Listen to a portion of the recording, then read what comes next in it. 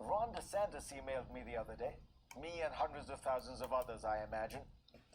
Our country is currently facing a great threat, he began. I assume that with inflation soaring, gas prices still sky high, and the economy in danger of slowing down, he would hit hard on those themes. But these bread and butter issues were not mentioned anywhere in the email.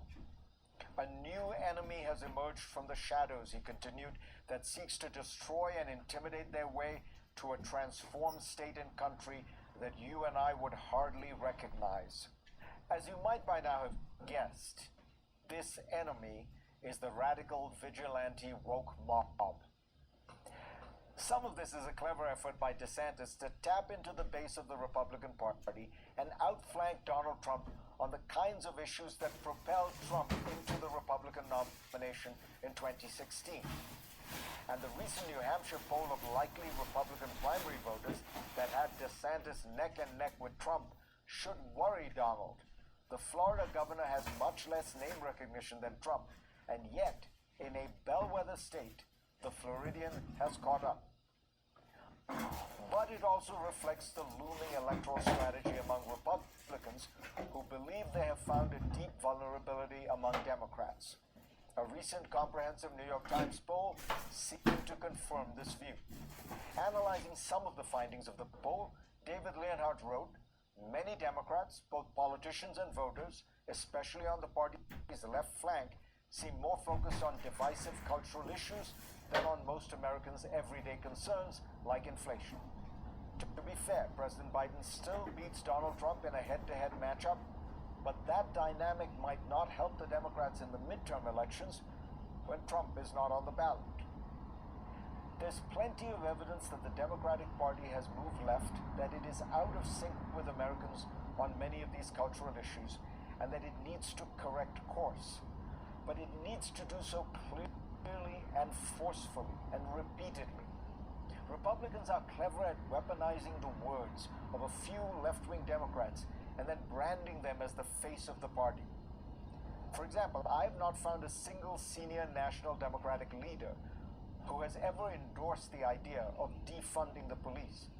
Biden actually proposed increasing funding for cops, and yet Republicans have repeated this mantra constantly.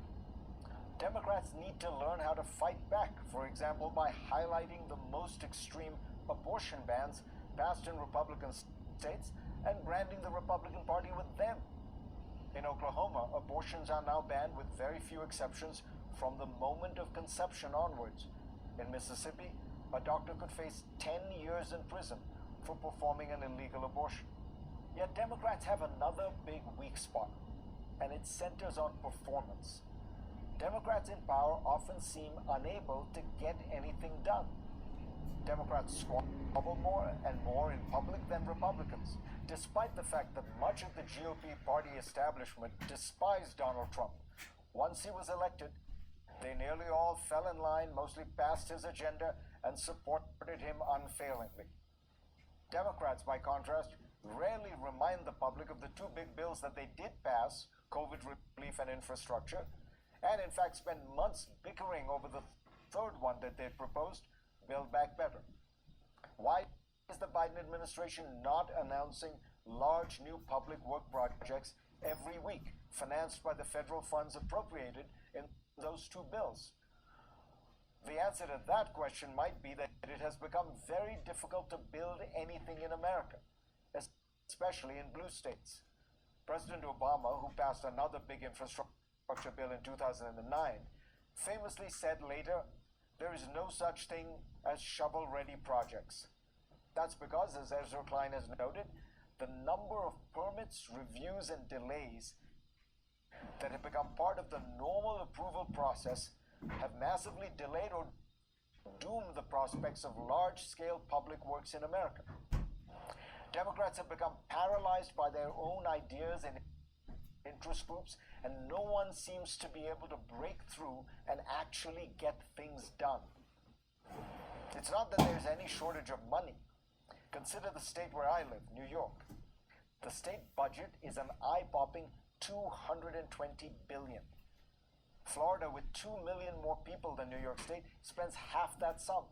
In addition, New York City's budget is $100 billion. That is more than double the budget for the entire state of Illinois, and Illinois' population is some 50% larger. New York is the most heavily taxed state in the country. Its tax rates are highly progressive. The top 1% of New York City residents pay over 40% of the city's income taxes. And yet, New York's infrastructure and services at every level are in bad shape. This is not a perception problem. It is a reality problem. Democrats need to once more become the party that gets stuff done, builds things, and makes government work for people.